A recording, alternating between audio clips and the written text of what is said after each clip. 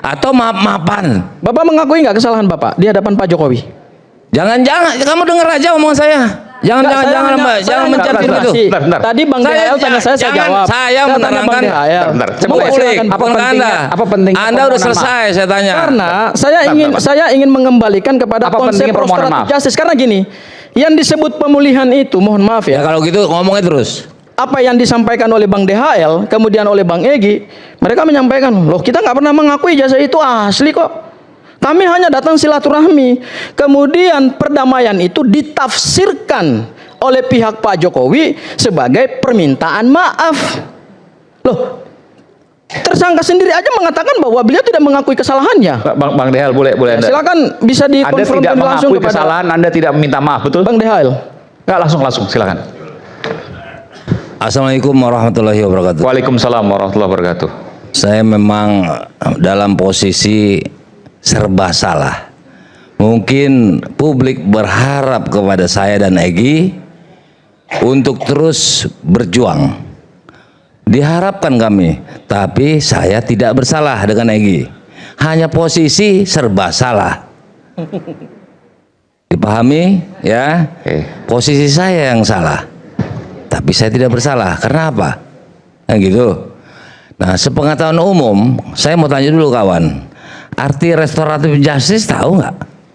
Unsurnya. Oh, saya paham sekali restoratif apa justice. Salah satunya? Restoratif justice itu adalah suatu metode penyelesaian perkara pidana non litigasi yang didasarkan pada kesepakatan bersama untuk memulihkan suatu keadaan yang timbul dari suatu tindak pidana. Nah, itu baca Perpol dan baca KUHP, Pak. Jangan ngajarin saya. Lo kan Bapak tanya.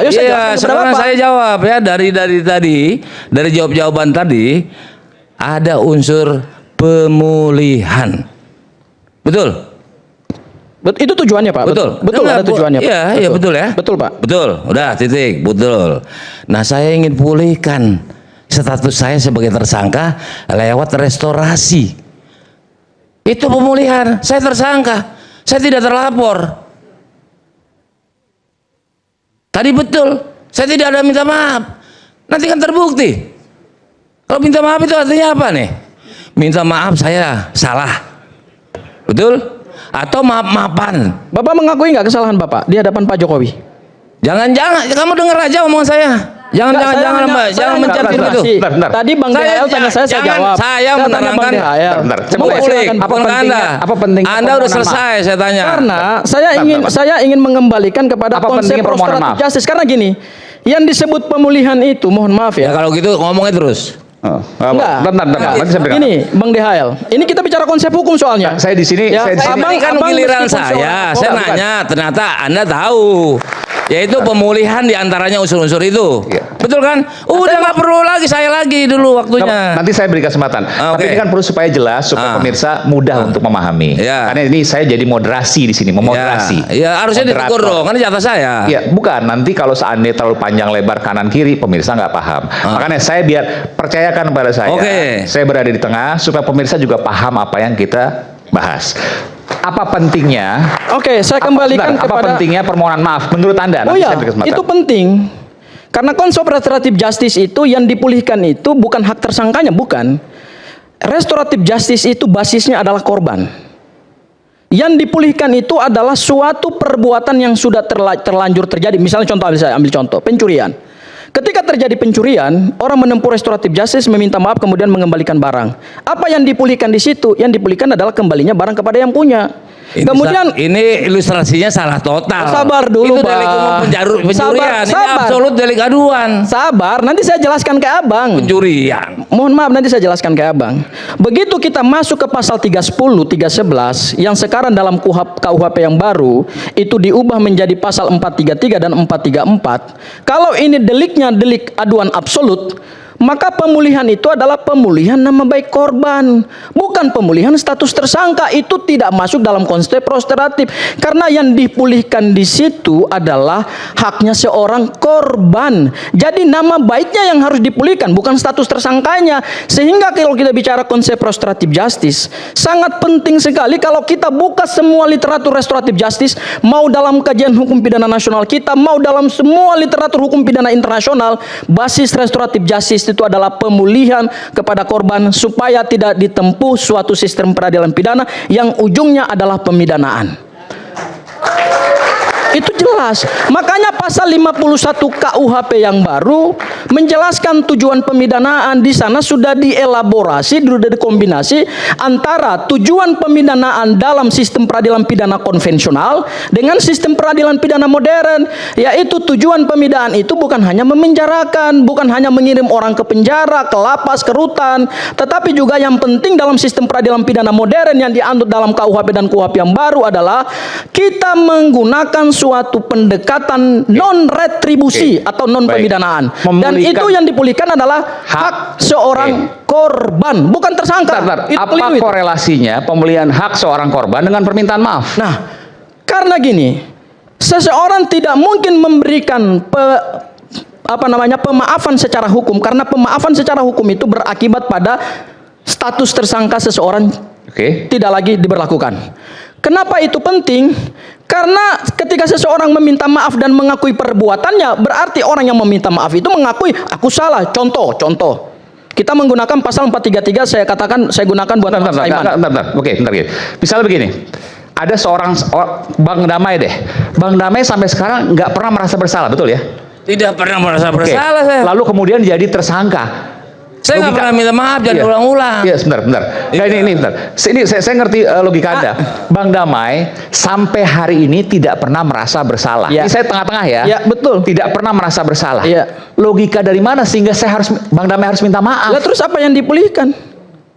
Iya, status oleh karena itu dia minta supaya saya salah apa kok saya jadi tersangka. Tersangkanya aja dicabut dengan SP3, tetapi keadaan bahwa ijazah Pak Jokowi yang saat ini diperbincangkan diduga palsu, diduga dibuat di pasar pramuka, diduga didapatkan secara tidak sah di UGM, apakah terpulihkan dengan SP3 dan restoratif justice? Bukan urusan Bang Damai itu. Saya nggak pernah nuduh pramuka. Ini pertanyaan sederhana. Karena restoratif justice saya sepakat gini. Kepada saya. Gini. Ada seseorang yang tidak pernah merasa bersalah lalu tetapkan tersangka, kan boleh dong. Lalu kemudian disuruh minta maaf, kan nggak masuk logika. Tapi dia minta supaya status tersangkanya dilepas. Lo gini, tersangka itu apa sih? Coba baca KUHP deh. Bisa. Tersangka, sebentar nanti abang boleh bantah. Tersangka adalah seseorang yang diduga berdasarkan dua alat bukti ini yang omongannya nol, ngabisin waktu. Masa kan, Bang, sebentar. Kita bicara ilmu setelah tersangka saya berikan catatan. Setelah tersangka kita bicara ilmu hukum ya, Bang. Oke. Karena tersangka dua alat bukti tadi. Tersangka itu adalah seseorang yang diduga Bang Damai melakukan tindak pidana. Bentar, Bang. Kecuali Bang DHL ini bukan tersangka. Bang itu kan versi karena penyidik. dia tersangka. Bukan versi penyidik. Loh, ini kan surat penetapan tersangka. Bang Haji sebentar. Supaya bisa lanjut bagus ya. Saya sebenarnya terharu melihat Anda datang tadi. Jadi jangan dihentikan. Pasti dia punya sesuatu dan dia juga seorang kuasa hukum kan. Jadi jangan dihilangkan dengan kemarahan Saya Anda. ngalah, tadi kan waktunya saya. Lanjut. Oke, silakan. Saling menghargai. Jadi gitu. tersangka dianggap sudah bersalah, begitu kan? Bukan bersalah, orang itu diduga sudah melakukan perbuatan pidana, maka keluar surat penetapan tersangkanya. Dan kecuali makanya, hari ini Bang DHL tidak pernah ditetapkan sebagai tersangka, ujuk-ujuk datang ke Pak Jokowi, Jokowi memaafkan, ya nggak perlu keluar SP3. Jadi orang kalau sudah ditetapkan tersangka untuk restoratif justice menurut Anda harus ada permintaan maaf dari sang tersangka. Karena itu esensi daripada restoratif justice. Tidak ada persyaratan minta maaf dalam KUHP.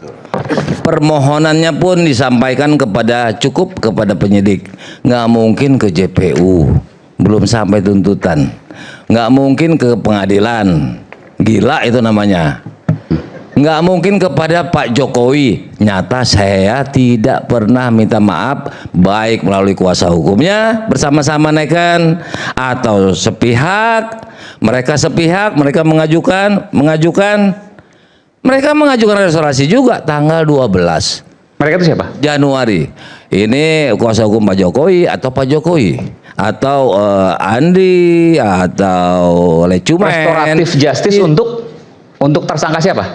Mereka juga mengajukan restorasi tanggal 12. Saya tanggal 13 kepada penyidik dua-duanya. Benar. Mereka tuh maksudnya atas dua nama kuasa hukum ini. Tentunya kuasa hukum Pak Jokowi mengajukan restoratif ke yang lain. Bang Damai dan Bang Egy maksudnya? Bukan, ke penyidik. Oke. Mereka juga mengajukan restoratif. Tujuannya apa? penyidik. Restoratif justice untuk- Tanya aja sama mereka. Nah, saya Oke. tanggal 13. Nah, ini menarik nih. Memang aturannya seperti Ini itu. belum terbuka nih.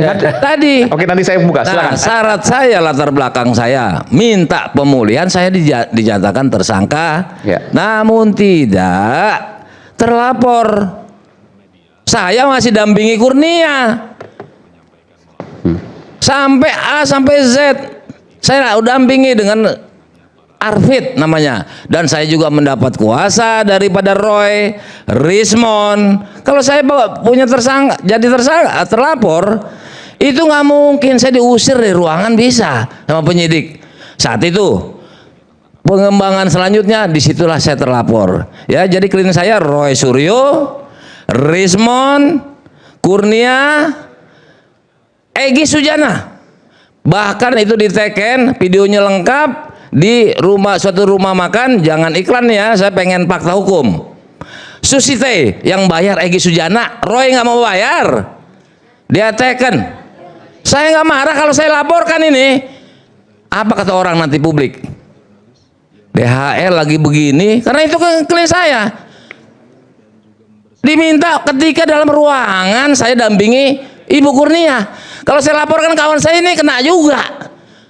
Karena dia kuasa Mana hukum. letak saya kenanya? Dia advokat. Dengar dulu. Nggak bisa Bang Ketika- Damai ya. Dengarin dulu. Anda ini sudah mengecewakan kami secara keseluruhan. Ini Lalu sekarang jangan Anda akan dipotong melaporkan. dong. Sudah Ini jadi kan termul hukum ya? acara. Sudah jadi termul Ini sekarang. advokat nih. Sudah jadi termul sekarang dalam perjuangan. Pinteran terbul sama Saya kalian. terima kasih ya, Anda mendampingi saya di rumah Pak Jokowi. Dengan kasih sayang Anda mendampingi saya. Di belakang nama Anda tertulis Saya nggak tim mau. pemburu Eh. ijazah Ah. palsu Joko Widodo. Cuma saya yang pakai Saya itu. bangga sama Anda. Lalu hari ini Anda mengatakan saya bisa dipoliskan gara-gara Saya itu. nggak mau yang begini debatnya. Saya tinggal nih. Harusnya jangan hadir Oke, kita tadi. kembali saat lain Saya mau tetap bersama sampaikan kami dulu. di Rakyat Bersuara. Nanti